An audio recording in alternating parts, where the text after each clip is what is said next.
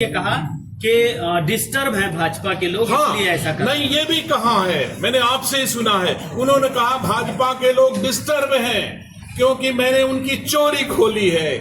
चोर चोरी करे, सीना जोरी भी करे। मोदी के राज में राहुल जी सीना जोरी नहीं चलने वाली। सबसे बड़ी चोर का नाम है इंदिरा गांधी, जो रायबरेली में चोरी करते पकड़ी गई और उनका चुनाव कोर्ट ने निरस्त किया।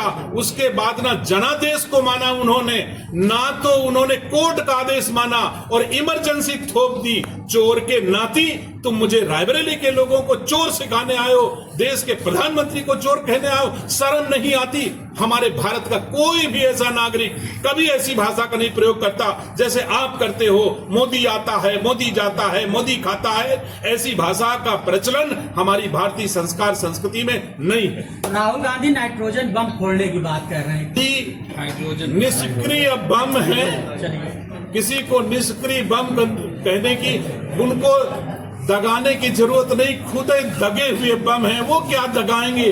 आप हमको बताइए। आज तक के इतिहास में 55 साल की उम्र होने वाली होगी, मुझे आइडिया नहीं है, हो सकता है मैं गलत कह रहा हूं, लेकिन 1-2 साल कम ज्यादा सही। लेकिन आज तक 55 साल की उम्र के होने के बाद कभी 55 साल की सेवाओं के बदले राहुल गांधी, प्रियंका गांधी ने वोट नहीं मांगा। जब भी वोट मांगने की जरूरत पड़ती है, दादी के नाम पर दे दो, पिताजी की लाश लेके खड़े हो जाएंगे, पिताजी के नाम पर दे दो। और जब मोदी अपनी मां को गाली देने वाले दुख से दुखी होता है, तो प्रियंका गांधी बिहार में जाकर के हा हा हा हा हा हा हंसती, जैसे सूर्पनखा हंसती थी कभी, राक्षस जैसा हंसती हैं।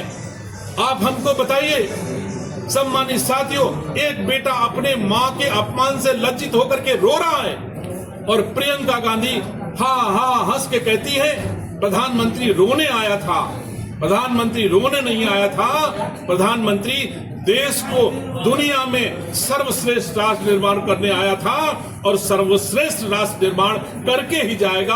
आपको कोई गलतफहमी होगी, भारतवासियों को कोई गलतफहमी नहीं है। मंत्री जी, एक